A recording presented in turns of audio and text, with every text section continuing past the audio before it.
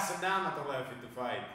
V minulých dílech jsme si ukázali, jak správně stát a základní údery rukama. Dneska se vrhneme na začátek nohou, na přímý kopy, na front kicky.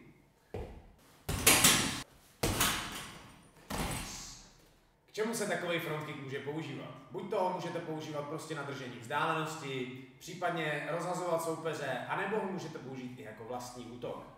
A jak na to? Důležitý je opět používat zkušenosti z minulých dílů, a to je být ve správném postoji, mít ruce nahoře a tak celkově pracovat s tou váhou, jak jsme si říkali. Pokud chci udělat front kick přední nohou, mám na to takovou speciální poučku. Představte si, že máte nohu v kýbli s vodou. Vy tu nohu nejprve chcete z toho kýble vyndat, pak cáknout vodu na soupeře a vrátit tu nohu zpátky do toho kýble. Super, to je dobrá poučka. Ty krávo, to že jsi surprise, se naučil front kick. Na co přitom myslet? Je důležitý, abyste opět nepracovali jenom nohou. To prostě za A nevypadá dobře a za B to nebude efektivní. Musíte do kopu dát celé tělo. Boky se posouvají dopředu, lehce jdete do špičky na zadní noze a ramena vás trošičku vyvažují. Furt budou ruce nahoře. To si pamatujte. Vždycky jsou ruce nahoře. Takže asi nějak takhle. Ukážeme si i zadní. Abyste to líp viděli, natočím se k vám pravou stranou. Pravidla jsou úplně stejný. Opět, já mám tu nohu v nějakém tom kýbli, jakýkoliv tekutiny chcete.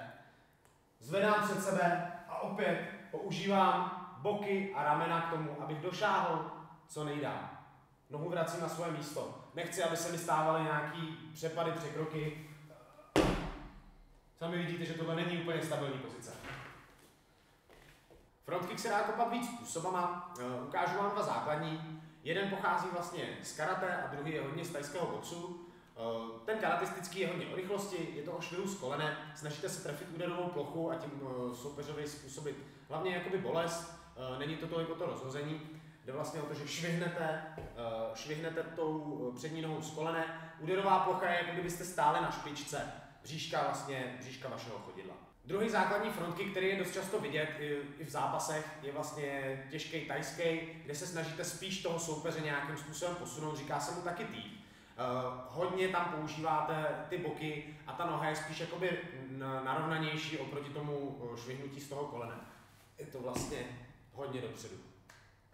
Pokud dokážete střídat mezi těma dvěma, máte perfektní kontrolu a jste připravený útočit vlastně přímo front kickama. U front kicku, jako u ostatních technik, se dá útočit na různý pásma. Dá se dávat front kick na nohu, na střed těla a i na obličej. Samozřejmě u každé té zóny používáme jiný druh a jinou úderovou plochu. Například u stehen je lepší úder vést patou. To bolí. Na střed jsou lepší ty bříška toho prstu, abyste trefili solár. A na obličej je dobrý používat ten švihovej, protože když člověk je otevřený, tak tam je dost prostoru, abyste tam rychle tu nohu dostali. Určitě jste to už někdy viděli. Co je důležité si uvědomit, je, že noha je delší než ruka.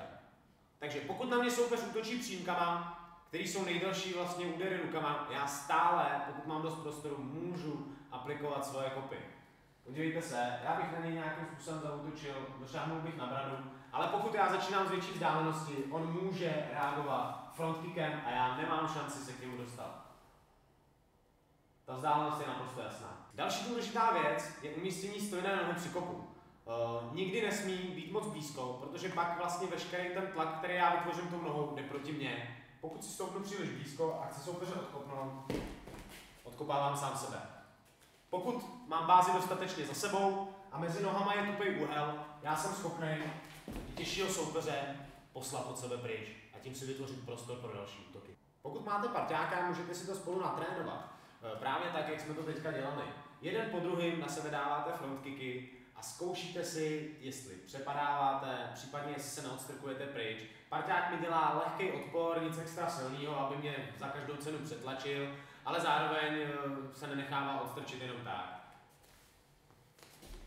To bylo správně, to bylo taky správně a pokud si stoupnu moc blízko, tak to správně nebude.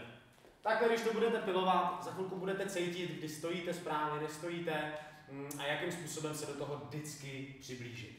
Pokud parťáka na trénink nemáte, můžete si to zkoušet i sami, buď to před zrcadlem, nebo jenom prostě jako stínový box.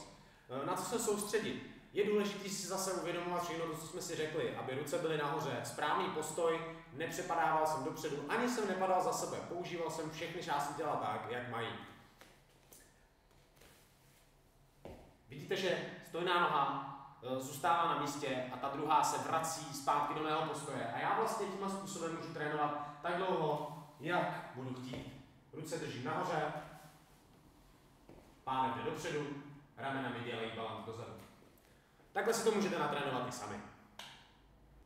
Dneska jsme si spolu ukázali, jak na frontkicky, někdy se jim říká taky týpy. Nezapomeňte mi tady naklikat nějaký ty lajky. A pokud jste to dokoukali až sem, tak jste válečníci a my vám děkujeme. Mějte se pěkně.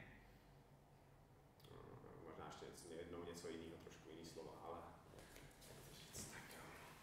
Tak na konci zkus udělat mastercam.